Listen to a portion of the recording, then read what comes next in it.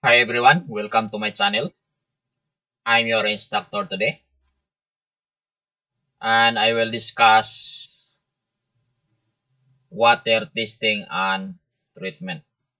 So this is pertaining to the boiler water on board ship. So we have here the STCW function. Function 1, marine engineering at the operational level.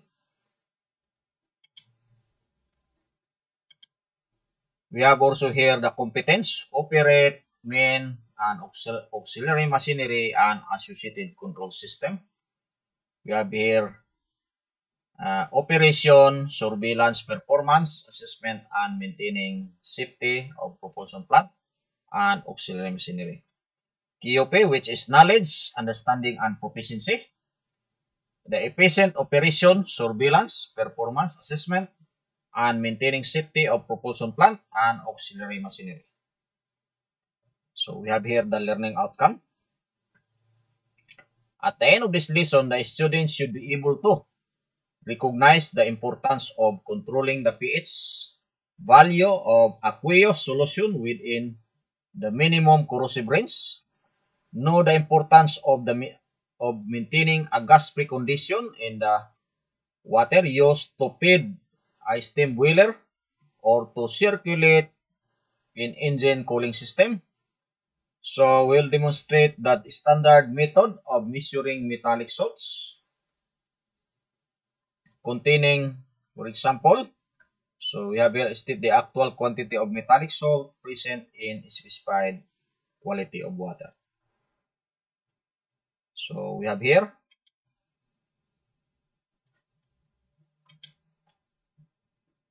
So here we have the introduction. Quality of boiler water is an integral part of increasing boiler efficiency. Uncontaminated boiler water can lead to problems such as corrosion skill formation.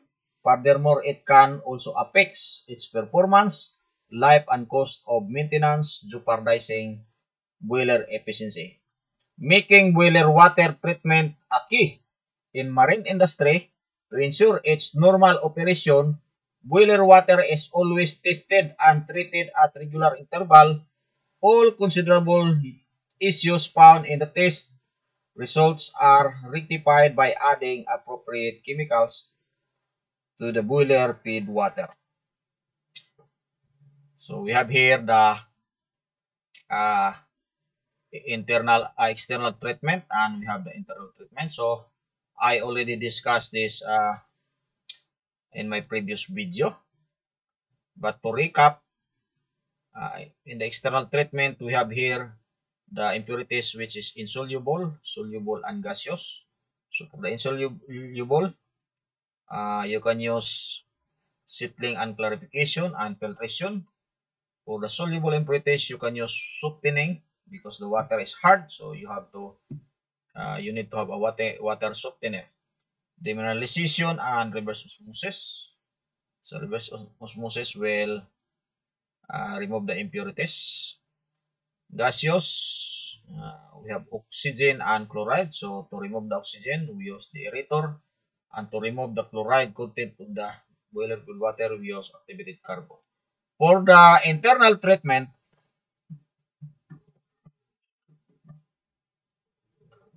so we have this system is safe, reliable, efficient, and longer life. So for the internal treatment, for example, we have here the aerator. So internal meaning it is built into the boiler system to treat the boiler water and boiler filled water. And we have here the surface blow down here. This is surface blow down. And we have the bottom blow down here. Here at the bottom. So that is internal treatment. So here there is also chemical here, so it is not indicated.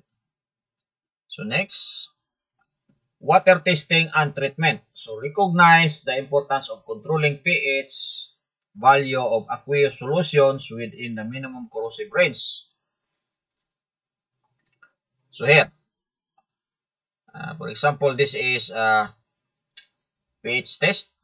So you have a pH chart here, and you have the pH strip inside the paper, and you take sample, boiler water sample, and then you have to immerse the pH strip, and you have to remove and compare to the pH chart. So as you can see here, an illustration showing how metal is corroded in a boiler and page system. So as you can see here, 0 to 6 is acidic, meaning low pH, lower pH.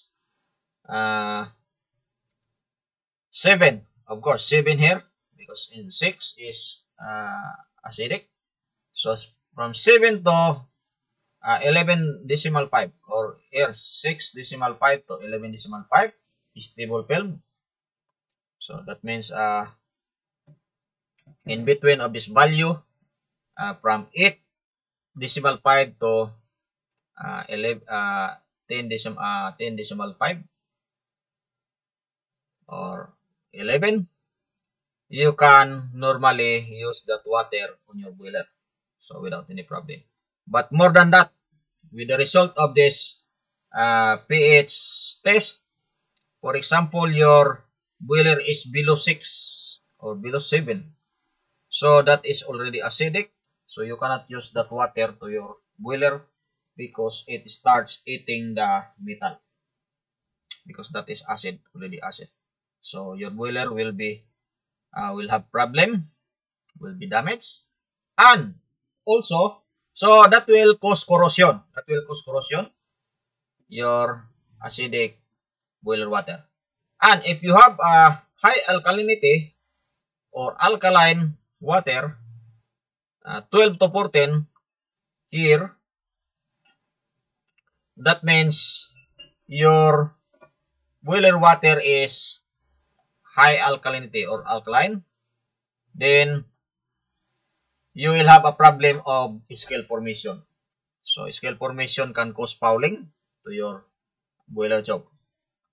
So that is the problem, as I mentioned in my previous video, as I discussed. So if your boiler job is fouling, you cannot heat water normally, and it is not fuel efficient, because you boil the water longer than usual. So you use a lot of fuel, and that is already fuel inefficient. So if your boiler also water is have low pH value, so 6 and below, your boiler water has a corrosion problem, and it costs a lot of money for the repairs.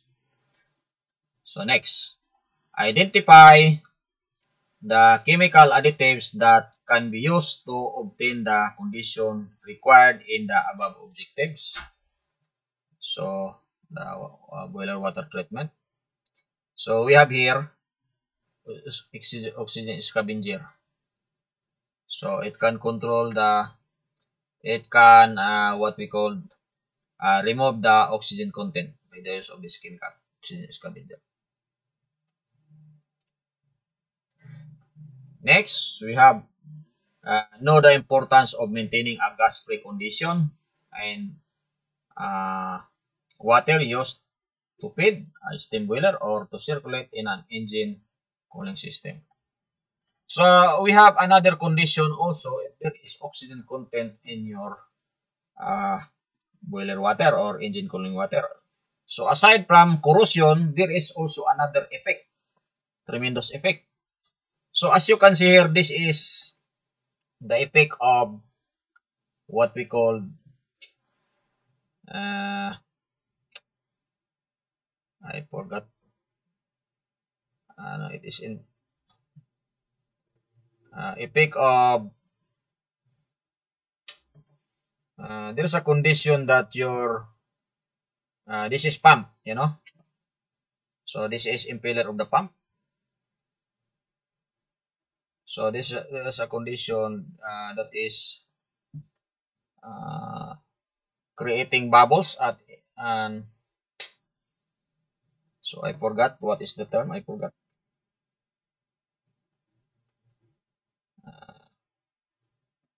what we call the, so that bubbles, collapsing bubbles will damage your, for example, impeller because of the oxygen content, the collapsing bubbles.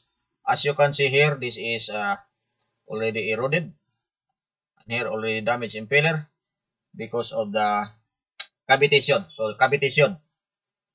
So this is the result of cavitation because of the what we call the effect of the oxygen content of the water. So either on the cooling system of the engine or either on the boiler water. So that is also another effect of that oxygen content. So it can cause cavitation. So cavitation is a collapsing bubble that will hit your metal and damage your metal. For example, here. So this is a pump impeller and now it's already damaged because of the collapsing bubbles. Here also you have the set of the valve, for example. So now it's already damaged. So it's not if this is valve, it's not sealing anymore. So because of that collapsing bubble, because of that oxygen content of your water, either engine cooling water or boiler water. So remember, that is another effect. Next, we have also here, identify the methods and common use for conditioning the water content of marine power plant. Example, trisodium, phosphate, and hydrazine. So this is the chemical. So hardness treatment. So chemicals. So hardness treatment, this is to make the water soap. So later on here, so to make the water soap. So we'll continue here so that we will understand this statement here. We'll continue to the next. So explain that natural water supplies contain metallic salts in solution. So here, this is taken from the experiment, an illustration using experiment method of testing the solids of water. So as you can see here, this is experiment. So we have here hard water. Now here hard water, we have seawater, and we have tap water. So now we will discuss this one. So your hard water is this one, is being boiled here. So we have hard water, seawater, and tap water. So as you can see here, hard water is being boiled. The residue here is this one. So it's a lot of salt. You see, this is salt. So salt contaminant. So hard water has more salt content compared to the tap water here. So seawater. So this seawater also is being boiled here, and the result is this one. As you can see, a lot of salt, more salt. So it cannot be used in the boiler, and the hard water also cannot be used in the boiler because it can cause corrosion, a lot of corrosion. We have here tap water. So tap water, less salt content here, but still have salt content. So what will we do? This water, hard water, we will use water softener to become soap water. So to remove the salt content, contaminant, so that we can use to our boiler, to our engine without any problem. So here, we have also here demonstrate the standard method of measuring the metallic salt content. Sample state the actual quantity of metallic salt present in specified quality of water. So as I mentioned a while ago, so this is the result of that experiment.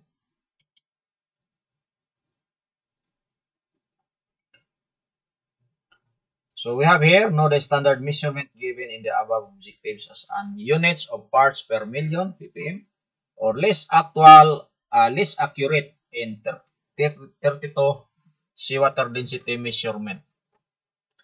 So as you can see here on this illustration, we have here the temperature. We have here the depth in meters, and we have here the salinity, and we have here the density. So as you can see here, this is the temperature. So when for example, your seawater here have a depth of 1,000, from here, of 1,000 meters to 5,000. So 5,000 meter, the temperature is around 5 degrees Celsius. But when this seawater is on the surface, as you can see here, from 0 to 1,000, from 0 surface at the top is 30 degrees Celsius. So this is on the surface of the seawater. So the deeper the seawater, the colder. So as you can see here. Now, the salinity also in relation. So as you can see here, as the seawater is become deeper, the salinity is lower than on the surface. So we have here the salinity from the depth of around 800 here. So the salinity is around 34.5. And if here at the surface of the seawater is more salinity. So you have now around 37.2. Now when it comes also to the density here, as you can see, at 0 or at the surface of the seawater, the density is around 1.024 or roughly 1.025 here. But when the seawater is more depth here, as you can see, up to 5,000 or to 5,000 meter, so the density is around here around 10.27. So remember, density is mass over volume. That is density, mass over volume. So next, we have here the list of the metallic salts found in water. So in this what we call in this file, this is PDF file, so I cannot open because I use this one. I make this one in the slideshow, so I cannot open. So even I try, I cannot open. So here we have also the list of metallic found in seawater. So in this file also. So for more research, you have to write these metals in aquatic freshwater. So in the freshwater, and here dissolved minerals in salt. So if you type this one in the Google, you can find this information. So we have also here defined temporary hardness. So temporary hardness due to the presence of calcium. So this is calcium and magnesium bicarbonates in water. So how to remove that hardness? So you have water softener. So how this water softeners work? So I will briefly explain this one. So water softener, you have hard water pours into the treatment tank. So this hard water and treated water to home, or for example, this is used to on board ship, because I have ship before has a water softener. So now, as you can see here, inside in this tank, in this treatment tank, this is the one. So as you can see here you have what we call the hard water. So inside there is what we call this one, the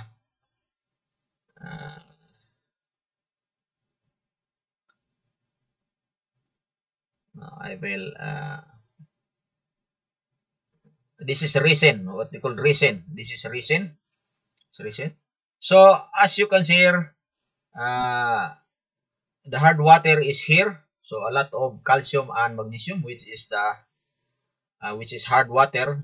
Calcium magnesium is containing a content of hard water. So hard water is containing of calcium and magnesium ions. So as you can see here in the resin, this is resin. This one is resin. This one. So hard water flows around plastic beads, resin or beads. This is plastic beads covered with ions. So sodium swaps places with the calcium and magnesium. So this calcium and magnesium is being absorbed by the plastic beads of the resin. So as you can see here, sodium ions, this one. So now we will continue the explanation this one later. The next slide. So here,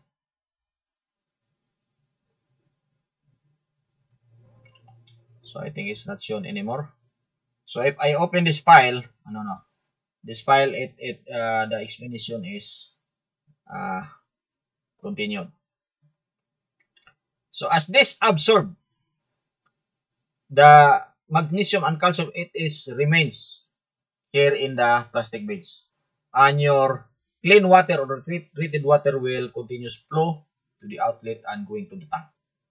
So you can use already now to the boiler or engine cooling water. And this you have also a flushing system. So when this one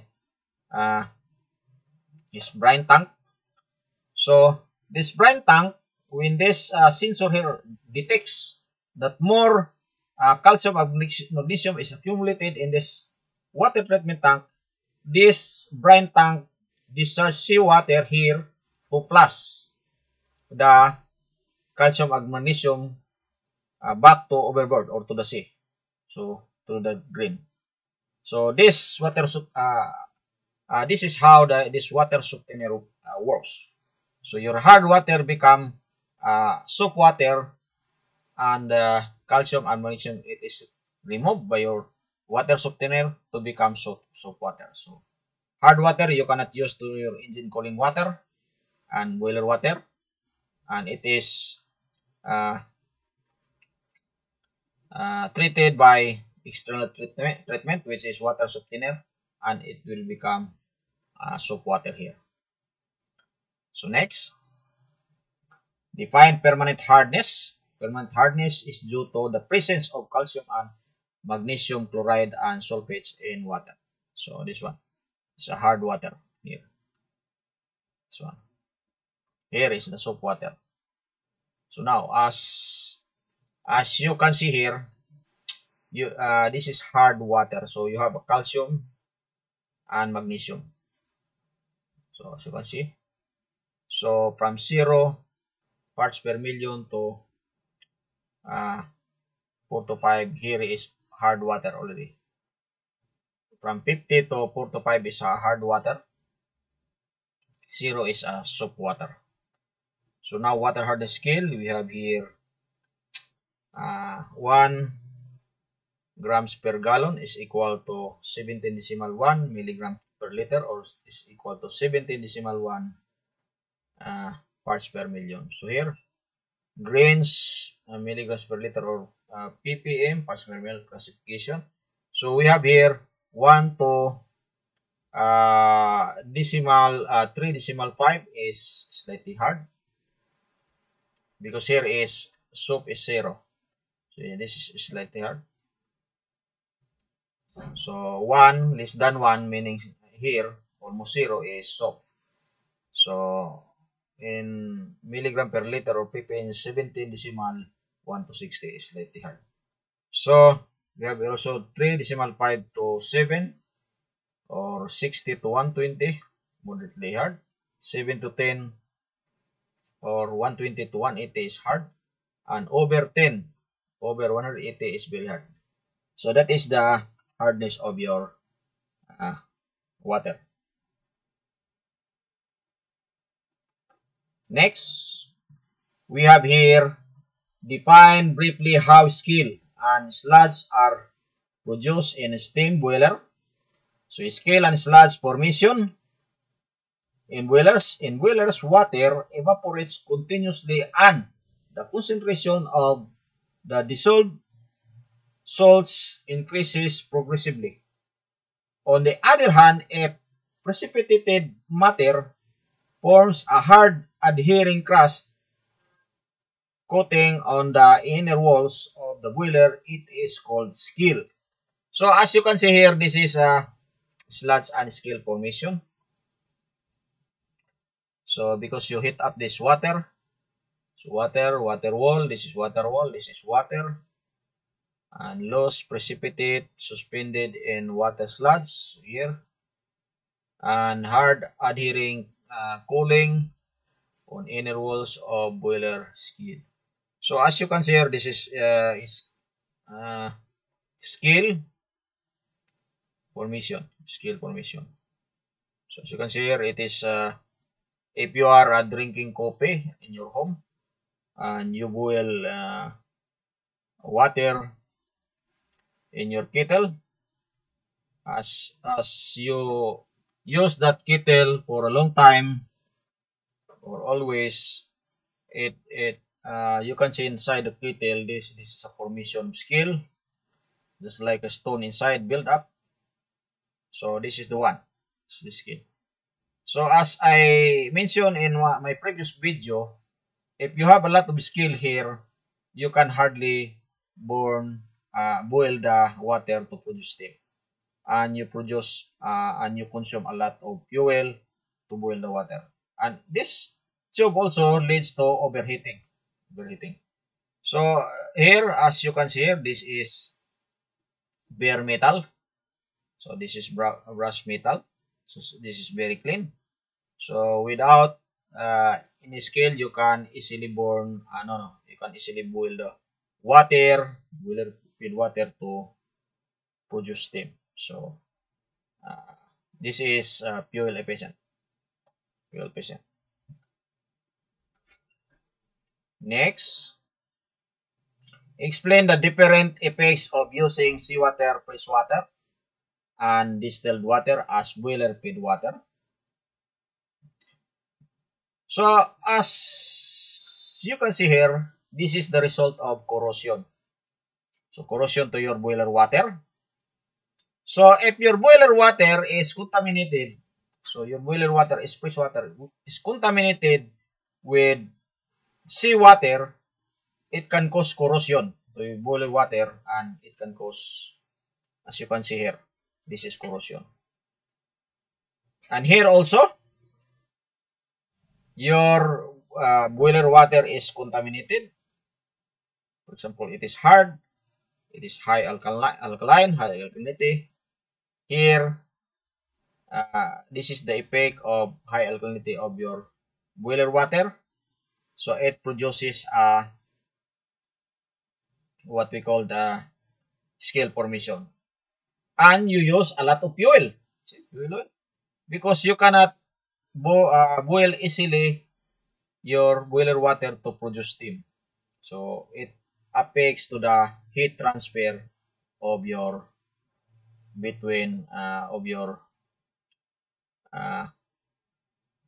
boiler water heat transfer. So use a lot of fuel. So as you can see, if your boiler water is boiler tube is damaged and you have to do the retubing. This is the tube. So a lot of your ship will be up higher and a lot of money to spend. Company spend a lot of money for the repairs. So you need to have a proper knowledge in maintaining your boiler, operating and maintaining your marine boiler. Next, define the principal objects of treatment of boiler feed water.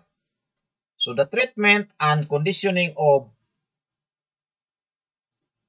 boiler feed water must satisfy three main objectives: continuous heat exchange, corrosion protection, and production of high quality steam. So as you can see here, you have you will apply the external treatment and you will apply the internal treatment to achieve this goal. So next. So for the recap, we have discussed the following: the importance of controlling the pH value of aqueous solution with the within the minimum corrosive range. We have also discussed the importance of maintaining a gas-free condition and the water used to feed a steam boiler or to circulate in an engine cooling system. So we also discussed the standard method of measuring metallic salt content. Example, state the actual quantity metallic salt present and the specified quantity of water. So what to do next, or our activity for the next meeting?